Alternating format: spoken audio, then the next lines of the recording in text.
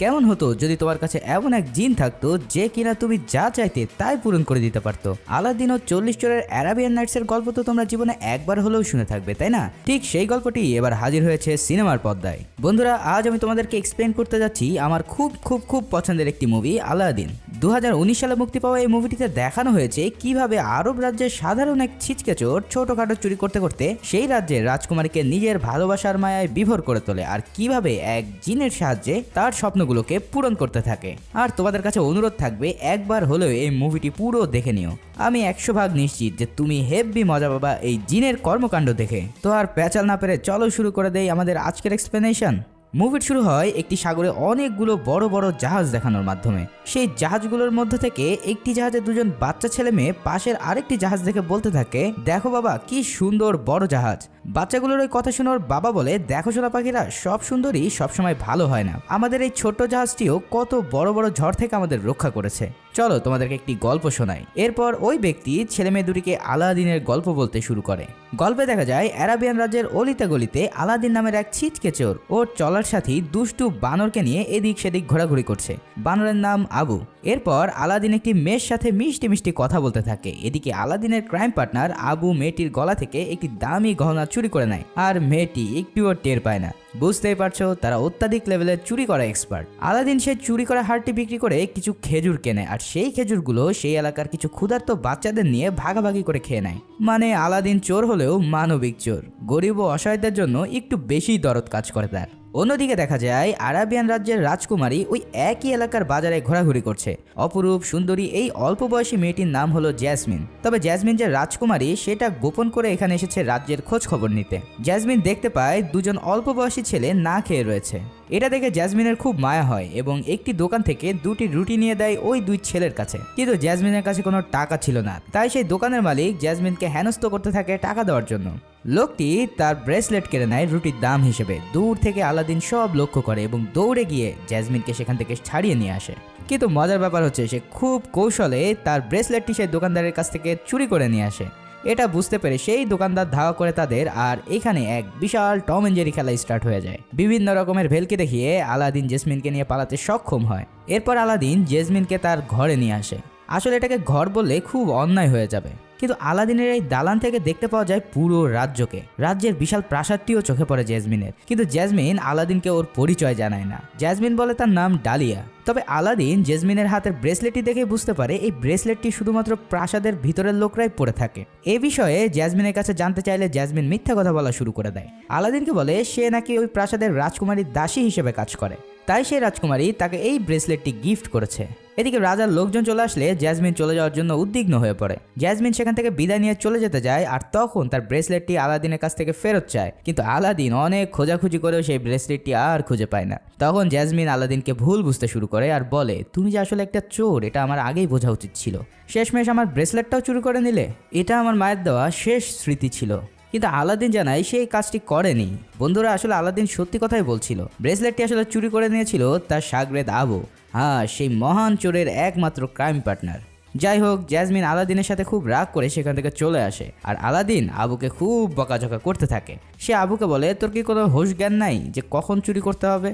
এর পরের দৃশ্যপটে আমরা দেখতে পাই রাজ্যের সুবিশাল মহলের ভিতরটা। রাজকুমারী জ্যাসমিন বেশ সুন্দরী রাজকীয় পোশাক পরে ঘর থেকে বের হচ্ছে। জ্যাসমিনকে দেখতে এসেছে অন্য আরেক রাজ্যের রাজকুমার বিবাহের প্রস্তাব দেবে বলে। কিন্তু জ্যাসমিনের সেই বোকারাম রাজকুমারের স্বভাব, চরিত্র, মনোভাব কোনোটিই পছন্দ হয় না, তাই সে মুখের উপরেই তাকে না বলে দেয়। এরপর দেখা যায় সেনাপতি জাফর সুলতানকে বোঝাচ্ছে যে ওদের রাজ্যের জন্য পরবর্তী সুলতান আগে থেকেই ঠিক করে নেওয়া ভালো। যেহেতু সুলতানের কোনো পুত্র সন্তান নেই, তাই জ্যাসমিনকে যে বিয়ে করবে সেই হবে এই অ্যারাবিয়ান সাম্রাজ্যের পরবর্তী দাবিদার। তাই জ্যাসমিনকে এই বিয়ের প্রস্তাবটি মেনে নেওয়া উচিত। তো বন্ধুরা, চলো তোমাদেরকে এই জাফর সম্পর্কে কিছু ধারণা দিয়ে রাখি। জাফর হলো সুলতানের উপদেষ্টা। খুব ভালো কূটনৈতিক গুটিবাজি করতে পারে এই লোক। জাফর সবসময় এই রাজ্যের প্রধান সুলতান হতে চায়, তাই সে একটি জাদুর প্রদীপের সন্ধান করছে যেটার ভিতরে একটি জিন থাকে। সেই জিনের অসীম ক্ষমতা, যা ইচ্ছা তাই করানো যাবে সেই জিনকে দিয়ে। জাফর ওই জিনের সাহায্যে পুরো পৃথিবীর শাসনকর্তা হতে চায়। কিন্তু সমস্যা হচ্ছে সেই প্রদীপটি সংরক্ষিত আছে একটি জাদুকরী গুহার ভিতরে, যেখানে শুধুমাত্র সেই মানুষটি প্রবেশ করতে পারবে যার হৃদয়ে কোনো খুঁত নেই। যে মানুষটির হৃদয় একদম হীরার মতন স্বচ্ছ শুধু সেই পারবে প্রদীপটিকে নিয়ে আসতে। অধিক লেভেলের চিটার বাটপার হওয়ার কারণে জাফর তো আর এই ক্যাটাগরির ভিতরে পড়ে না। জাফরের বিশ্বস্ত সঙ্গী ছিল তার এক তোতা পাখি যার নাম ইয়াগো। এই পাখিটা জাফরের একদম বিশ্বস্ত চামচা, সব খবর বার্তা এনে দেয় জাফরকে। এছাড়াও তার কাছে একটি জাদুর লাঠি ছিল যেটা দেখতে এক গোখরা সাপের ফনার মতন। সেই লাঠির ক্ষমতা ছিল এটা দিয়ে যাকে ইচ্ছা তাকে সে হিপনোটাইজ করতে পারত। তাই এবার সে ওই লাঠির সাহায্যে সুলতানকে বসে নিয়ে আসতে চেয়েছিল এবং জ্যাসমিনের মায়ের রাজ্য সিরাবাদে হামলা করার আদেশ বাটপারি করে নিয়ে নিতে চেয়েছিল। কিন্তু সেই সময় জ্যাসমিন সেখানে চলে আসে আর সুলতান নিজের হুঁশ ফেরত পায়। জ্যাসমিন এসে ওর বাবাকে বলে যে রাজ্যের পরবর্তী শাসনকর্তা নিয়ে তোমাকে ভাবতে হবে না, কেননা জ্যাসমিন নিজেই সিংহাসনে বসবে। কিন্তু অ্যারাবিয়ান রাজ্যের নিয়ম সিংহাসনে কোনো মেয়ে বসতে পারবে না, তাই রাজা জ্যাসমিনকে ওই রাজকুমারকে বিয়ে করে নিতে বলে। জ্যাসমিন তার উপর রাগ করে সেখান থেকে চলে আসে। এদিকে দেখা যায় রাতের বেলা আলাদিন বিভিন্ন রকমের কারসাজি আর ছদ্মবেশ ধারণ করে প্রাসাদের মধ্যে ঢুকে পড়েছে জ্যাসমিনকে ওর হাতের ব্রেসলেট ফেরত দেওয়ার জন্য। জ্যাসমিন তো আলাদিনকে দেখে পুরাই টাস্কিত। সে বলে শত শত গার্ড ফাঁকি দিয়ে এখানে আসা তো একদম অসম্ভব। তখনই জ্যাসমিন বুঝতে পারে আলাদিন সাধারণ কোনো চোর না, তার ট্যালেন্ট আছে মাইরি। আলাদিন ভিতরে এসে জ্যাসমিনের সাথে গল্পগুজব শুরু করে দেয়, চান্স পেলে মেয়ে পটানোর ধান্দা আর কি। কিন্তু এখানেও জ্যাসমিন তাকে মিথ্যা বলে যে সে কোনো রাজকুমারী না। জ্যাসমিনের দাসী ডালিয়াকে সে রাজকুমারী বানিয়ে দেয় আর ইশারা দিয়ে অভিনয় করতে বলে। এদিকে জাফরের পাখি ইয়াগো এই সব কাহিনী দেখে ফেলে আর উড়ে গিয়ে জাফরকে খবর দিতে চলে যায়। আলাদিন জ্যাসমিনের জন্য ব্রেসলেটটি ঠিকই ফিরিয়ে নিয়ে আসে, কিন্তু তার এখন আর যেতে মন চাইছিল না, কারণ আলাদিন মনের অজান্তেই জ্যাসমিনকে পছন্দ করে ফেলেছে। কিন্তু জ্যাসমিন যে সেই রাজ্যের রাজকুমারী সেটা আলাদিন তখনও জানতো না। দেখা যায় আলাদিন জ্যাসমিনের চুল থেকে একটি হেয়ার ব্যান্ড খুলে নেয় এবং তাকে কথা দেয় আগামীকাল সেটা ফেরত দিতে আবারও এখানে আসবে, মানে আবারও জ্যাসমিনের সাথে সাক্ষাৎ করার পায়চারি আর কি। যাই হোক, জাফর এসব খবর পেয়ে আরও কিছু লোক পাঠিয়ে দেয় আলাদিনকে ধরার জন্য। সেখানে জাফর জানায় তুমি যার সাথে কথা বলেছো সে হলো আসল রাজকুমারী, আর আমি জানি তুমি ইতিমধ্যেই তার প্রেমে পড়ে গেছো, কিন্তু তুমি তো আর রাজকুমার না, তাই তোমার সাথে কখনোই তার বিয়ে হবে না। তবে তোমাকে আমি রাজকুমার বানিয়ে দিতে পারি, তার জন্য তোমাকে আমার ছোট্ট একটা হেল্প করতে হবে। আমি যা বলবো তাই যদি তুমি করে দিতে পারো তাহলে তুমি একটি প্রাসাদ সহ পুরো রাজ্যের মালিক হয়ে যেতে পারবে। কোনো উপায় না দেখে আলাদিন সেই প্রস্তাবে রাজি হয়ে যায় আর জাফর তাকে নিয়ে হাজির হয় সেই গুহার সামনে যার ভিতরে ওই জাদুর প্রদীপটি ছিল। আসলে জাফর এখনো পর্যন্ত অনেক লোককে সেই গুহার মধ্যে পাঠিয়েছিল, কিন্তু কোনো কাজ হয়নি, কেননা জাফর যাদেরকে পাঠাচ্ছিল তারা ছিল প্রচণ্ড লোভী। গুহার ভিতরে ওই প্রদীপটি ছাড়াও এত এত হিরে জহরত আছে যে কেউ তার লোভ সামলাতে না পেরে সেখানেই মরে যায়। জাফর আলাদিনকে বলে এই গুহার মধ্যে একটি প্রদীপ আছে, সেটা তোমাকে নিয়ে আসতে হবে, কিন্তু সাবধান, সেখানে মাথা নষ্ট করার মতন অঢেল ধন সম্পত্তি হীরা মুক্তা মণি রয়েছে, এই সব ভুলেও হাত দেওয়া যাবে না, শুধুমাত্র ওই প্রদীপটি নিয়ে আসলেই তোমার হবে। এরপর আলাদিন ওর বানর আবুকে নিয়ে সেই গুহার মধ্যে ঢুকে পড়ে। সেখানে চারিদিকে ছড়িয়েছিল অজস্র মণি মুক্তা হীরা জহরত, কিন্তু আলাদিন তার লোভ সংবরণ করতে সক্ষম হয়। সেখানে আলাদিন একটি জাদুর কার্পেট দেখতে পায় যে কিনা মানুষের মতন ইঙ্গিত করতে পারত। সেই কার্পেটটি একটি পাথরের নিচে চাপা পড়েছিল। আলাদিন সেই পাথর তার উপর থেকে সরিয়ে নিতেই সেই কার্পেটটি সাই করে আকাশে উড়ে যায়, বোঝাই যাচ্ছে এটা উড়তে পারে।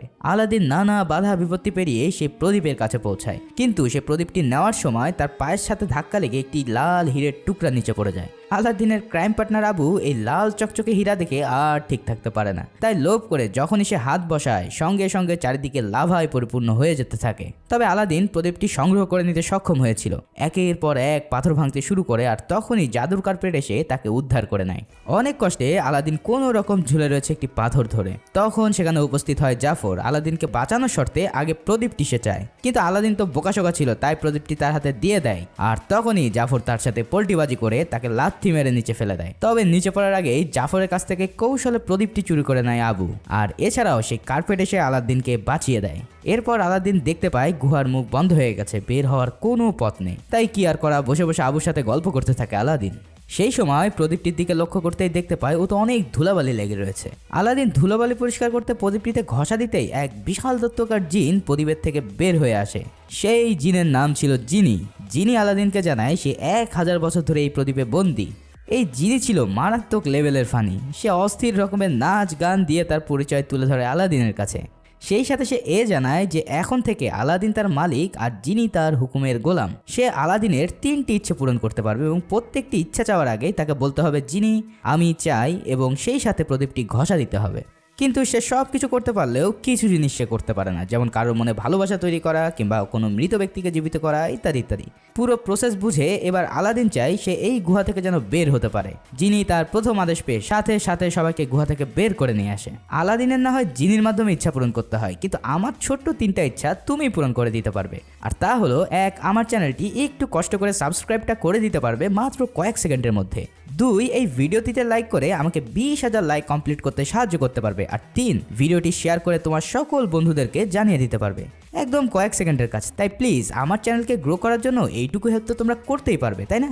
বের হয়ে এসে আলাদিন বলে, আচ্ছা আমি কি এখনই সবগুলো ইচ্ছা চাইতে হবে নাকি পরে চাইলেও হবে? জিনি বলে, তোমার যখন ইচ্ছা তখন তুমি চাইতে পারো। আলাদিন বলে, তোমরা যদি আমি সাথে নিয়ে যাই তাহলে তো সবাই সন্দেহ করবে, কারণ তুমি দেখতে নীল জিনের মতন। তখন জিনি সাথে সাথে মানুষের আকৃতি নিয়ে বলে, এবার ঠিক আছে ওস্তাদ।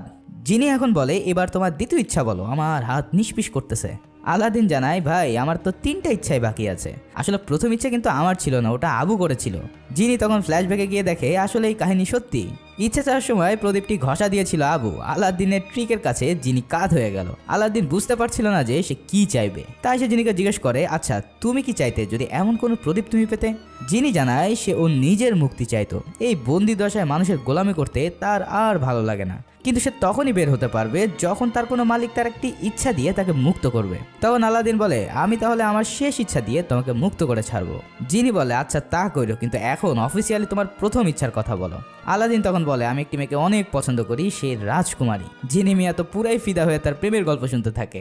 সব শুনে সে বুঝতে পারে আসলে আলাদিন এখন একজন রাজকুমার হতে চায়। তখন আলাদিন তার প্রথম ইচ্ছা পূরণ করার জন্য প্রদীপ ঘষে বলে, আমি চাই একজন ধনী রাজকুমার হতে। জিনি তখন মহা খুশি হয়ে সাথে সাথে তাকে এক ধনী রাজকুমার বানানোর কাজ শুরু করে দেয়। প্রথমেই সে তার ড্রেস সিলেক্ট করতে থাকে, আর অস্থির একটা ড্রেস বানিয়ে দেওয়ার পর এবার সে আবুকে এক বিশাল হাতি বানিয়ে দেয় আর জানায়, এখন থেকে তোমার নাম প্রিন্স আলী এবং তোমার রাজ্যের নাম আবাবুয়া। এবার শুরু হয় আসল খেলা। অনেক স্বর্ণ গহনা দাস দাসী নিয়ে আলাদিন অ্যারাবিয়ান রাজ্যে চলে যায় জেসমিনকে বিয়ের প্রস্তাব দিতে। তারা নেচে গেয়ে পুরো রাজ্যে সবার মন কেড়ে নিতে থাকে। এত ধনী রাজপুত্র এর আগে কেউ কোনোদিন দেখেনি। রাজা ও রাজকুমারী জেসমিনের সাথে সাক্ষাতের সময় আলাদিন একদম প্রজাদের মতন করতে থাকে, আর জিনি বলে, এবার তো তুমি মিয়া আমার ইজ্জত খায়া দিবা দেখতেছি। তুমি যে এখন একজন প্রিন্স এটা সবসময় মাথায় রাখো, বুঝছো? জ্যাসমিনকে ইমপ্রেস করার জন্য আলাদিন সব উল্টাপাল্টা বকতে থাকে। এতে করে জ্যাসমিন এমন পাগল দেখে যাও একটু ইন্টারেস্ট দেখিয়েছিল তা শেষ করে দেয়। জ্যাসমিন এত এত উপহার দেখে প্রস্তাব নাকচ করে দেয়, কেননা তাকে উপহারের লোভ দেখিয়ে বিয়ে করা যাবে না। সে কি বাজারের পণ্য নাকি যে তাকে টাকার বিনিময়ে কেনা যাবে? জিনি এসব কাহিনী দেখে বলে, ভাইরে আমার জীবনে সবচেয়ে বড় ভুল হচ্ছে তোমার গোলাম হওয়া। আমি সারা জীবনে এত অপমানিত হইনি যা আজকে তোমার এই বোকামির জন্য হইলাম। আল্লাহ আমার উপরে তুলে নাও। যাই হোক, জ্যাসমিনকে তো প্রথম দেখাতে আলী মানে আলাদিন পটাতে পারলো না, কিন্তু জ্যাসমিনের বাবা অর্থাৎ রাজা মশাই আলীকে বেশ পছন্দ হয়েছে, তাই ওকে দ্বিতীয় সুযোগ দেওয়া হয় জ্যাসমিনকে পটানোর জন্য।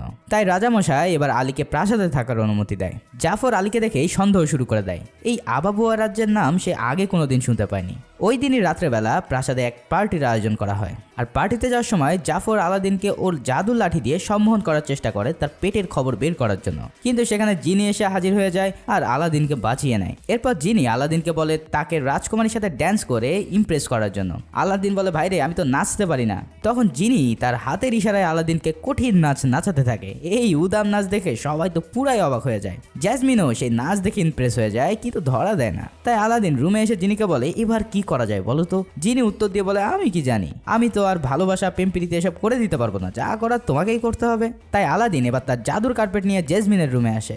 জ্যাসমিন বলে, আরে এখানে তুমি আসলে কিভাবে? এছাড়াও জ্যাসমিন বলে, আমি ম্যাপ খুঁজে কোথাও আবাবুয়া দেশটি তো খুঁজে পেলাম না। তখন আলাদিন তার হাত থেকে ম্যাপ নিয়ে মনে মনে জিনিকে বলে এই ম্যাপে আবাবুয়া অ্যাড করে দিতে। জিনি সেই ম্যাপে আবাবুয়া অ্যাড করে দেয়, আর জেসমিন বলে কাহিনী কি, এত খুঁজলাম তখন তো দেখতে পেলাম না। এবার আলাদিন তার জাদুর কার্পেট দেখায় আর তার সাথে পুরো রাজ্য ঘোরার অফার করে। জেসমিন রাজি হলে ওকে নিয়ে আকাশে ঘুরে বেড়াতে বেরিয়ে পড়ে তারা। পুরো রাজ্য তারা দুজন ভেসে ভেসে দেখছে। তবে জেসমিন তার হাবভাব দেখে বুঝে গিয়েছিল যে এটা আলী নয়, ও হচ্ছে আলাদিন। তখন আলাদিন মিথ্যা বলা যে সে রাজ্যের খোঁজখবর নিতে নিজের পরিচয় গোপন করে অনেক দিন ধরে এখানে আছে। জেসমিন তার কথা বিশ্বাস করে নেয় আর দুজন অনেক রোমান্টিক সময় পার করে। সেখানে উপস্থিত ছিল জাফরের চামচা ইয়োগি। সে সব কিছু জাফরকে বলে দিলে পরের দিন সকালে জাফর আলাদিনকে আটক করে।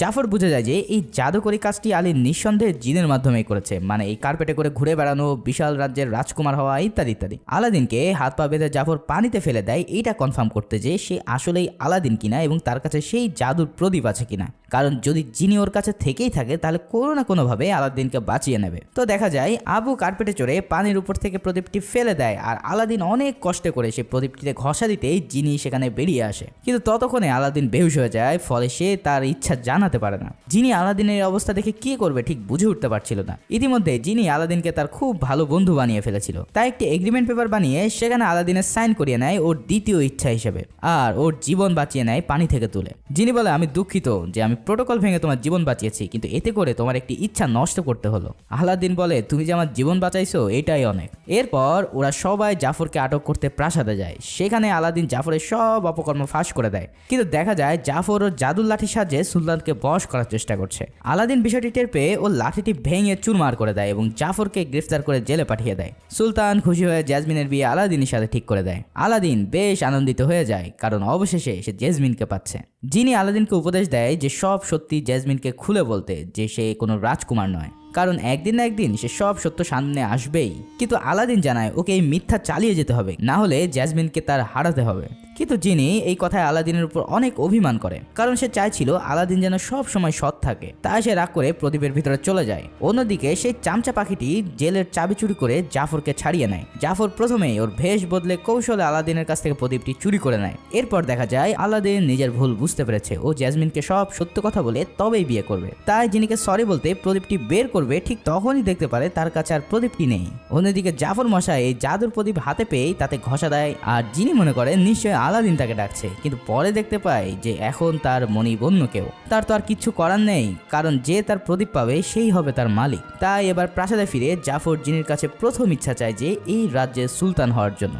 জিনি বাধ্য হয়ে জাফরকে সুলতান বানিয়ে দেয়। তো জাফর নতুন সুলতান হয়ে জেসমিনের বাবাকে আর জেসমিনকে গ্রেফতার করে নিতে বলে। সেখানকার সেনাপতিরও কিছু করার নেই, কারণ সুলতানের আদেশ তাকে মান্য করতেই হবে, তাই তাদেরকে গ্রেফতার করা হয়। কিন্তু দেখা যায় জেসমিন সেনাপতিকে ইমোশনালি বোঝাতে সক্ষম হয় যে জাফর নয়, বরং ওর বাবাই আসল সুলতান। তুমি তো সত্যটা জানোই, এখন সব তোমার উপর, হয় তুমি আইন মেনে অন্যায় করবে আর না হয় সত্যকে জয় করবে।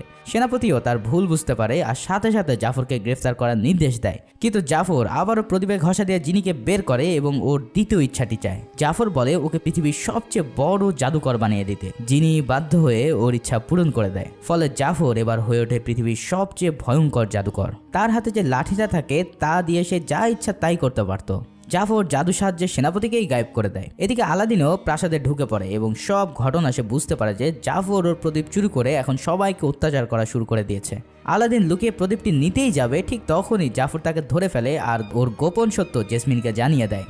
সে বলে যে আলাদিন কোনো রাজকুমার না, আসলে আলাদিন হচ্ছে সাধারণ এক রাস্তার ছিচকে চোর। এরপরে জাফর আলাদিনকে জাদুর মাধ্যমে বরফের দেশে পাঠিয়ে দেয়, কিন্তু জিনি লুকিয়ে কার্পেটটিকেও তার সাথে পাঠিয়ে দেয়। এদিকে জাফর বাবাজির নতুন শখ জেগেছে, ও এবার রাজকুমারকে বিয়ে করতে চায়, কিন্তু রাজকুমারী তো কোনোভাবেই রাজি হবে না, সেটা তো আমরা সবাই জানি। তাই জাফর জেসমিনের বাবা ডালিয়াকে টর্চার করতে থাকে। এক পর্যায়ে জেসমিন ওদের প্রাণ বাঁচাতে গিয়ে বিয়েতে রাজি হয়ে যায়। এদিকে সেই জাদুর কার্পেটটি হাজির হয় আলাদিনের কাছে এবং তাকে বাঁচিয়ে ফেরত নিয়ে আসে। ঠিক বিয়ের আগ মুহূর্তে জেসমিন দেখতে পায় আলাদিন তার জাদুর কার্পেট নিয়ে তার দিকে ছুটে আসছে। তাই তখন সে বুদ্ধি করে জাফরের কাছ থেকে প্রদীপটি ছিনিয়ে নিয়ে এক লাফ দিয়ে কার্পেট উঠে পড়ে আর তারা দুজন পালিয়ে যেতে থাকে। কিন্তু জাফরও তো ছেড়ে দেওয়ার লোক না, তাই সে জাদুর সাহায্যে ওই পাখিটিকে বিশ্রী এক ড্রাগন বানিয়ে দেয় এবং ওদের পিছনে লাগিয়ে দেয়। এর পাশাপাশি এক বিশাল ঝড় ডেকে আনে, চারিদিক অন্ধকার হয়ে যায়। আলাদিন টিয়া পাখির সাথে আকাশে লড়াই করতে থাকে, কিন্তু এক পর্যায়ে দেখা যায় জাফরের জাদুর সাথে আলাদিন আর পেরে উঠছে না। জাফর ওদেরকে ধরে ফেলে আর বলে, আলাদিন তুমি হেরে গেছো।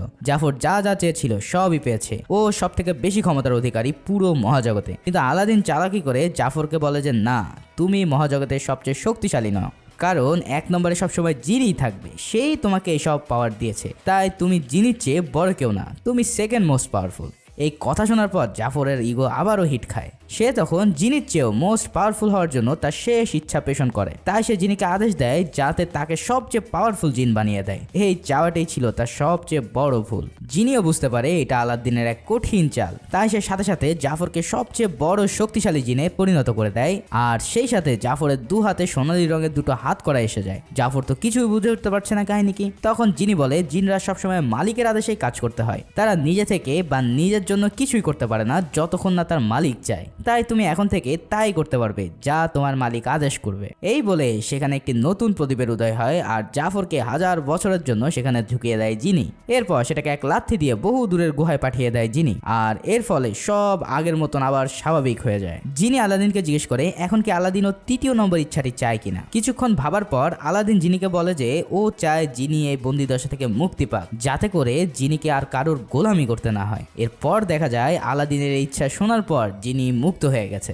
এখন জিনি জলজান্ত স্বাভাবিক মানুষে পরিণত হয়েছে। জিনি আবেগে আপ্লুত হয়ে আলাদিনকে জড়িয়ে ধরে আর ডালিয়াকে বিয়ের প্রস্তাব দেয়। আসলে জিনি তলে তলে ওকে পছন্দ করে ফেলেছিল।